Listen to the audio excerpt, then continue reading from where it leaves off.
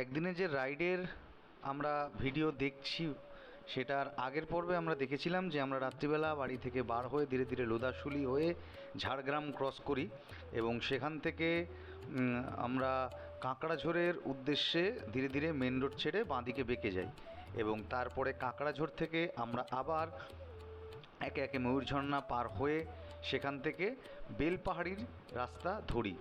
বেলপাহাড়ির যে main road সেটা ধরে আমরা সবুজ ঘন অরণ্যের একটা রাস্তা ছিল, সেই রাস্তাটা ক্রস করে আমরা ধীরে ধীরে ঝিলিমিলির দিকে এগোই। ঝিলিমিলি এখান থেকে আর বেশি দূরে নয়, সেখানে গিয়ে আমরা লাঞ্চের প্ল্যান করি এবং লাঞ্চ করে সেখান থেকে আমরা আবার ধীরে ধীরে পরবর্তী যে আমাদের গন্তব্য দুয়ারসিনি হয়ে ঘাটশিলা বান্দুয়ান সেই পথে এগোই। তো এই পর্বে আমরা সেই লাঞ্চের পরের থেকে ঝিলিমিলি যেখানে লাঞ্চ করেছিলাম তার পরের থেকে যে অংশ সেই অংশ দেখব। ডান দিকে একটা রাস্তা কেটে যাচ্ছে, ওই রাস্তাটা দেখা যাচ্ছে, ওই রাস্তাটা দিয়ে সোজা গেলে মুকুটমণিপুর বাঁকুড়া ডিস্ট্রিক্টে ঢুকছে। আর আমরা এই রাস্তাটা সোজা যাচ্ছি, এখানে একটা হাট বসেছে, ছোট্ট সুন্দর হাট, বোধহয় বিকালের পয়সাটা সাজাচ্ছে। তো এই হাটটা দিয়ে ঢুকলে পরে আমরা ধীরে ধীরে এবারে পুরুলিয়া ডিস্ট্রিক্টে ঢুকবো। বাঁকুড়া ছেড়ে, ঝাড়গ্রাম থেকে বাঁকুড়ায় ঢুকেছিলাম, বাঁকুড়া ছেড়ে এবার আমরা ধীরে ধীরে পুরুলিয়ার দিকে এগোবো। এই রোডটা একটাই সোজা গিয়ে বান্দোয়ানে হিট করছে, বান্দোয়ান থেকে আমরা আবার বাঁদিক নেব। সেই প্রতীক্ষিত আবার পুরুলিয়া বান্দোয়ানের এক ফরেস্টের মধ্যে প্রবেশ করলাম। আর পুরুলিয়ার এই রাস্তাগুলো, এটা একটা বৈশিষ্ট্য যে এটা একদম সোজা, এটা খুব সুন্দর লাগে দূর থেকে দেখতে, একটা ফটো তুললেও খুব সুন্দর লাগে।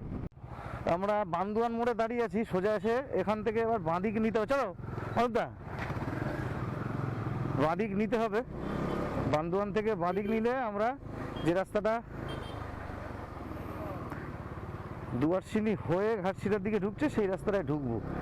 এখান থেকে ঘাটশিলা 44, গালুডি 32 আর কুচিয়ামাখি সেটা ছাড়ার 11 কিলোমিটার। সামনে যে বোর্ড আছে তাতে গালুডি 30 কিলোমিটার, দুয়ারসিনি টেম্পল 12, আসানপানি এবং ঘাটশিলা 42 কিলোমিটার। তো খুব বেশি দূরত্ব নয়।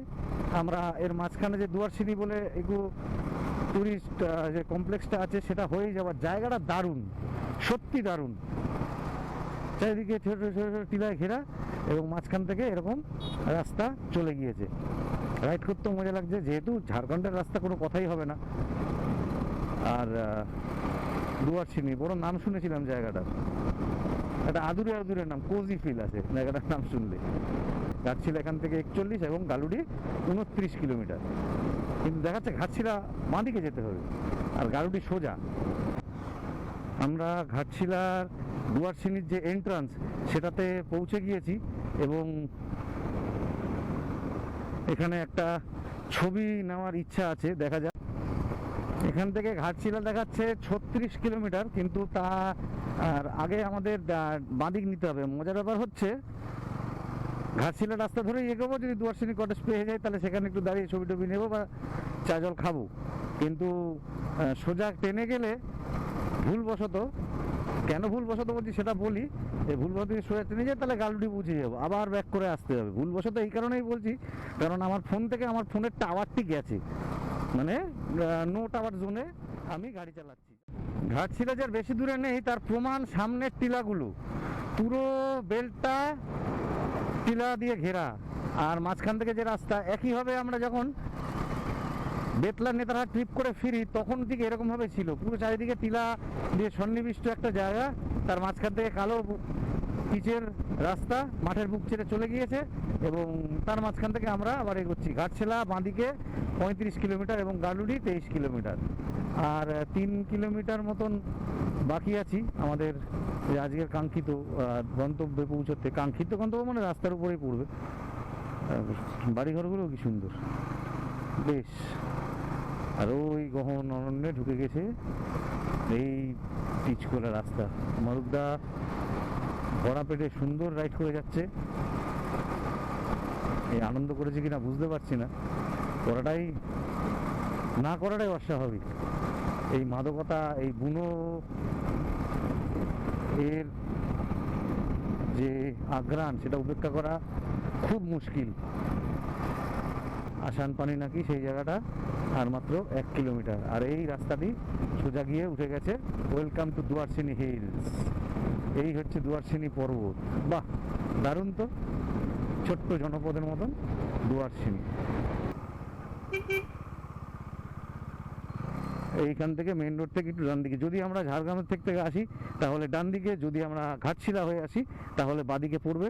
এবং এরকম একটা ছোট গিয়েই কিন্তু এই হচ্ছে ডান দিকে দুয়ারসিনি ইকো পর্যটন কেন্দ্র।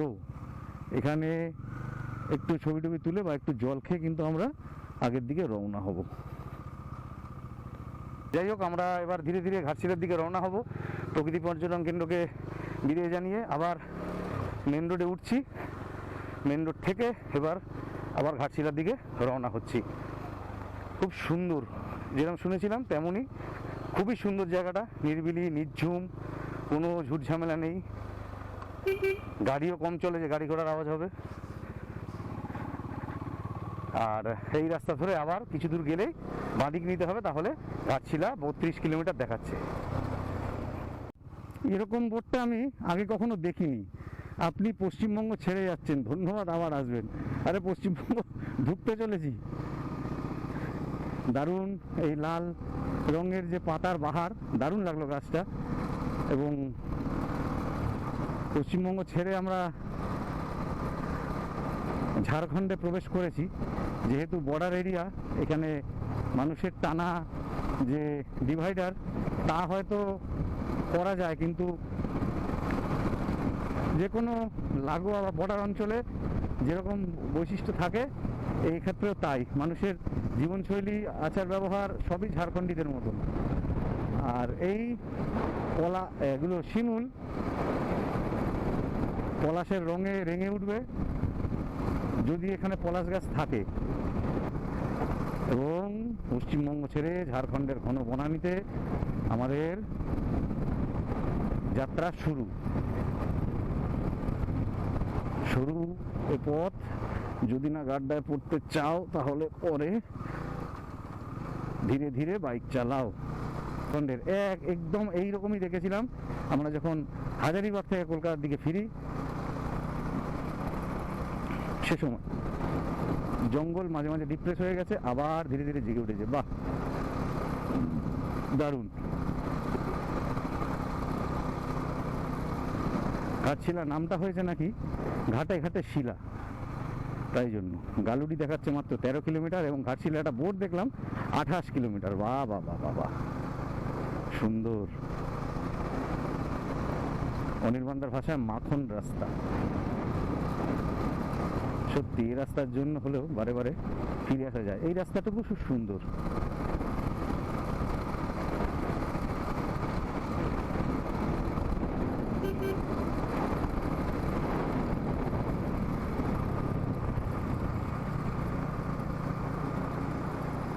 বাহ, বেশ ভালোই লাগছে চালাতে। পাহাড়ি পথ, এঁকে বেঁকে কোনো একটা পাহাড়ে তুলেছে। ফুলডুংরি যে হতেই হবে তা কিন্তু নয়। ঘাটি ক্ষেত্র সমাপ্ত, তাহলে আবার আমার ভিডিও সমাপ্ত। গালুডি দেখাচ্ছে 7 কিলোমিটার মাত্র। তার পরের থেকেই ঘাটশিলার দিকে যেতে হবে, আগে বা পরের থেকে, সেটা যতক্ষণ পর্যন্ত না যাচ্ছি বুঝতে পারবো না যে হবে কিনা। আর সুন্দর রাস্তার মনোরম পরিবেশ উপভোগ করতে করতে আমাদের রাইড চলছে। সামনে মারুদ্দা, আর তার আগে ভরা পেটে প্রবল বিক্রমে অনির্বাণদা এগিয়ে গিয়েছে। কোনো বাধা নিষেধ মানবে না, আজকে বদ্ধপরিকর। রাস্তা ভালো পেয়ে গেছে মানে ব্যাস, যে রাস্তার পিন্ডি সে চটকেই দেবে আজকে। এবং দূর দূর পর্যন্ত তার ফটফটির কোনো আভাস পর্যন্ত নেই। যত জোরে কান মোলা যায় সে মূলে বসে আছে। অবশেষে আমরা ঘাটশিলার টার্নিং উঠে এলাম। এখান থেকে সোজা গেলে বহড়াগড়া, ডান দিক গেলে গিয়ে, আর আমরা বাঁ দিক যাব। এটা ঘাটশিলা হয়ে খড়গপুর হয়ে আমাদের কলকাতার দিকে দেখাবে। এখান থেকে একটা বোর্ড ছিল, সেখানে দেখা গেল কলকাতা বাঁ দিকে 256 কিলোমিটার। তো 256 কিলোমিটার আমরা এক স্টেজে পার করার চেষ্টা করব না, কারণ শরীর দেবে না, আর দিলেও আমরা ধকলটা নেব না। 256 কিলোমিটার এমন নয় যে অসম্ভব একটা স্ট্রেচ, কিন্তু এই মুহূর্তে সেই প্রয়োজনীয়তাটা বা সেই আর্জটা আমাদের মধ্যে নেই যে টানতেই হবে, না হলে পরে পৌঁছতে পারবো না। আমরা অ্যাম্পল টাইম আছে, আমরা ঠিকঠাক সময় মানে রান টাইম হচ্ছে। টারম্যাক রোড হাইওয়ে পেয়ে গেছি অবশেষে, ন্যাশনাল হাইওয়ে, অ্যালভারেজের সবথেকে প্রিয় বস্তু ন্যাশনাল হাইওয়ে। ওর খাবারও পেয়ে গেছে। যে রাস্তাটা আমাদের বাঁদিকে আমাদের সঙ্গে সঙ্গে চলছে, এই রাস্তাটা দিয়ে কিন্তু সোজা যাওয়া হয় না। এই রাস্তাটা দিয়ে কিন্তু বুরুডি যারা যাবেন, বুরুডি লেক, তারা এই বাঁদিকের লেনটা নেয়। একটু আগে যে কানেকশনটা ছিল সেই কানেকশন থেকে বাঁদিকে নিয়ে আবার সোজা গিয়ে এই রাস্তাটা ধরেই কিন্তু বুরুডি যেতে হবে, বুরুডি লেক যেটা হয়। এবং ফুলডুঙরি পাহাড়, যেটা বিখ্যাত চাঁদের পাহাড়ের জন্য নাকি, যেখানে বসে লেখা হয়েছিল বলে, জানি না সেটা। এবং আমরা আবার যথারীতি এই আখাম্বা হাইওয়ের মজা নিতে নিতে এগিয়ে চলেছি। টিপিক্যাল ঝাড়খণ্ডী রাস্তা, क्या बात। সোজা যাচ্ছে, আবার উঁচু হয়ে যাবে। এই সিনটা হেভি লাগছে। ওই অনির্বাণদা যাচ্ছে রাস্তার উপর থেকে, জানি না ক্যামেরায় আসছে কি না, খুব দারুণ লাগে চোখে দেখি। রাস্তাটা উঠে গেছে তো, ওকে দেখতেও হেভি লাগছে। ছোট্ট বিরাট দুটো টাকের সামনে থেকে ছোট্ট পিঁপড়ের মতন পুক করে গলে যাচ্ছে। খুব সম্ভবত এদিকটাতে, কারণ এদিকে যদি বুরুডি হয় তাহলে এইটাই ঘাটশিলা শহর, আর আমরা সেটাকে বাইপাস করে সোজা এগিয়ে যাচ্ছি বহড়াগোড়ার দিকে। বহড়াগোড়া থেকে এবারে চেনা রাস্তা, বহড়াগোড়া থেকে সোজা গেলে খড়গপুর, তারপর থেকে অ্যাজ ইউজুয়াল আমাদের ডেস্টিনেশনের দিকে, আজকের জার্নি পরিসমাপ্তির দিকে। সোজা বুরুডি বাঁদিকে দেখিয়ে দিয়েছে, এখান দিয়েও যাওয়া যায়। এই যে বাঁদিকের কাঠটা কাটছে সেখান থেকেও বুরুডি কেউ যেতে পারে। আর সোজা গেলে বহড়াগোড়া, আমরা বহড়াগোড়া হয়েই খড়গপুর যাবো, বাঁদিকে এই মুহূর্তে নিচ্ছি না। সেই বহড়াগোড়া আপাতত 30-32 কিলোমিটার, ওখানে গিয়ে একটা ছোট ব্রেক নেব ভাবছি, তারপর যতটা পারি আবার ট্রেনে দেবো। দেখা যাক কি হয়, কারণ লাঞ্চের পর সেরকম ব্রেক নেওয়া হয়নি। আমাকে দেখে এত বড় অতিকার লরিটা থেমে গেল, এটাতে আমি অত্যন্ত খুশি হলাম। বহড়াগোড়া থেকে আর 22 কিলোমিটার পিছনে আছি। রাস্তার দুধারের ভূমিরূপের যে চরিত্র সেটা হঠাৎ করে পাল্টে গেল। মানে যেরকম টিলা বা এর থেকে আসছিলাম, হঠাৎ করে কোনো একটা ফরেস্টে ঢুকে গেলাম আর কি। এবং রাস্তাটাও তার মানে ক্যারেক্টারিস্টিক পাল্টে, চরিত্রগত বৈশিষ্ট্য পাল্টে হঠাৎ করে আখাম্বা সোজা হয়ে গেল। মানে এবং দু সাইডের গাছগুলো দেখে অনেকটা সেই যমুনা এক্সপ্রেস হয়ে চালানোর যে অভিজ্ঞতা, ফিলিংটা, সেটা মনে আসছে। এখন ফুলগুলো আসছে না, একটু আগে পুরো ফুলে ভর্তি ছিল ডান দিকটা বেগুনভেলিয়ায়। যদিও যমুনা এরকম জঙ্গল ছিল না, এগুলো প্ল্যান্টের জঙ্গল অবশ্য, শালমহুয়ার। চলে এসছি, এখান থেকে খড়গপুর দেখাচ্ছে 60 কিলোমিটার, বারিপদা ডান দিকে যেতে হবে 60 কিলোমিটার, বালাসোর 160 এবং কলকাতা 192, প্রায় 200 কিলোমিটার মাত্র আর চালাতে হবে। তাহলেই পরেই হোম সুইট হোমে আমরা পৌঁছতে পারবো। একটা ভদ্রস্থ জায়গা দেখে একটু দাঁড়াবো। আসলে এত কড়া রোদ আর ছায়াসুলভ কোনো জায়গা পাচ্ছিও না যে যেখানে একটু দাঁড়ানো যায়। যাই হোক, অনির্বাণদাকে পাওয়া যাচ্ছিল না, হারানো মানিক বহুদিন বাদে মারুফদা খুঁজে যখন পেয়েছে তখন আর অভদ্র জায়গায় দাঁড়াবোই বা কেন, একটা ভদ্র জায়গা দেখেই একটু দাঁড়াই। খুব সুন্দর লাগছে পেছন দিকে রাস্তাটা দেখে, সূর্যের আলোটা পড়েছে এবং সামনে আমার অ্যালভারেজের ছায়া, সামনে মারুফদা, তার সামনে ভরা পেটে বিপুল বিক্রমে অসীম শক্তিশালী সেই বাইক হাঁকিয়ে চলেছে অনির্বাণ রায়। তার পাশে মারুফদা কনভেনিয়েন্ট ফলোয়ার হিসাবে নির্দিষ্ট গতিবেগে এগোচ্ছে। যে ফ্লাইওভারটা এখন উঠছি সেইটার তলা থেকেই সকালবেলা আমরা ঝাড়গ্রামের দিকে গেছিলাম। এইখান থেকে বাঁদিকে যে রাস্তাটা কাটলো সেই রাস্তাটা সোজা গিয়ে আবার বাঁদিক নিয়ে সোজা গেলে ঝাড়গ্রাম, যেটা দিয়ে আমরা উল্টো দিক দিয়ে ফ্লাইওভারটা এসেছিলাম। এবং এই ফ্লাইওভারটার তলা থেকেই কিন্তু আমরা উল্টো দিক দিয়ে যেহেতু এসেছি, ডান দিক নিতে হয়েছিল, ডান দিক নিয়ে সোজা গিয়ে আমরা উঠেছিলাম ঝাড়গ্রাম। তো এই জাংশনটা থেকেই আমরা আজকের জার্নি স্টার্ট করেছিলাম, মানে সার্কিটটা শুরু করেছিলাম। সার্কিট গোটা ঘুরে খড়গপুর এর দিকে হয়ে আর কি আমরা সার্কিটটা এই এটা থেকেই শেষ করলাম। আমরা খড়গপুর শিল্প শহর খড়গপুরকে বাইপাস করে ফ্লাইওভারের উপর থেকে এবারে ধীরে ধীরে কলকাতার দিকে অগ্রসর হব। এখনও কলকাতা এখান থেকে দেখাচ্ছে প্রায় 142-43 কিলোমিটার। অবশেষে কোলাঘাট 52, হলদিয়া 105, কলকাতা 130 এবং বালেশ্বর 128 কিলোমিটার।